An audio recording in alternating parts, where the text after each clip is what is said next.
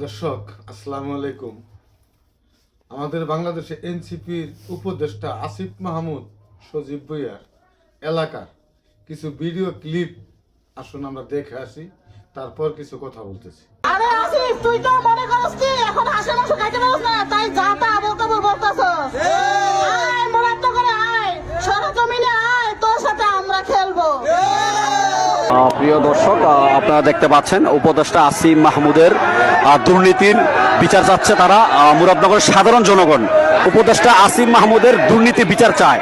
সে যে শেখ হাসিনা পতনের পর সে উপদেষ্টা পদে বসে দেশ এবং বিদেশে অনেক টাকা লুটপাট করেছে, এই দুর্নীতি এখন পর্যন্ত তদন্ত হয় নাই।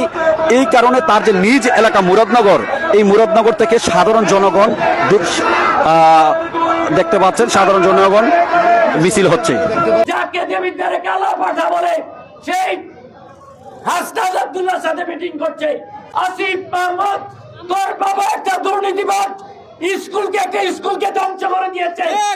তুই দুর্নীতিবাজের সন্তান হিসাবে তোর মুখ থেকে ভালো কিছু মুরাদনগরের মানুষ আশা করে না। আপনারা ভিডিও ক্লিপগুলো দেখলেন। দেখুন, আসিফ মাহমুদ সজীব ভুঁইয়ার এলাকা থেকে ওনাকে অবাঞ্ছিত ঘোষণা করছে। পাশাপাশি আরেকটি মহিলা বলতেছে যে আসিফ মাহমুদ সজীব ভুঁইয়া তুমি এলাকায় আসো, তোমার সাথে খেলা হবে, খেলা আছে। তো দেখুন, আমরা এই স্বাধীনের 54-55 বৎসরের মধ্যে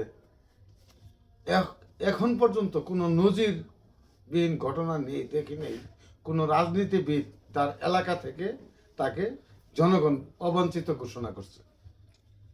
ইনারা এই 16-17 মাসে কিরকম মানুষকে ভালোবেসেছে এবং কিরকম মানুষের কাজ করছে, এই জন্য নিজের এলাকা থেকে ওনাদেরকে অবাঞ্ছিত না ঘোষণা করা হচ্ছে। দেখুন, এই স্বাধীনতার 54-55 বছরের মধ্যে এরশাদ স্বৈরাচার ছিলেন, তাও কিন্তু এরশাদের এলাকা থেকে এরশাদকে অবাঞ্ছিত ঘোষণা করেনি। শেখ হাসিনা দেশে অনেক কিছু করে গেছে, অনেক সমালোচনা ওনাকে নিয়ে আমরা কন্টেন্ট ক্রিয়েটর যারা আছে তারা করি। তার এলাকা এনসিপির এই নেতারা জনসভা করতে গিয়ে দেখুন সেনাবাহিনীর পানির ট্যাঙ্কির ভিতরে ওনাদেরকে পলায় আসতে হচ্ছে। সেনাবাহিনী ওনাদেরকে প্রটোকল দিয়ে ওনাদেরকে ওখান থেকে বের করে এনেছে। তো এই এনসিপির কিছু বাটপার এরা এমন কাজ করেছে বাংলাদেশে, ওনাদের এলাকার মানুষ ওনাদেরকে অবাঞ্ছিত ঘোষণা করতেছে।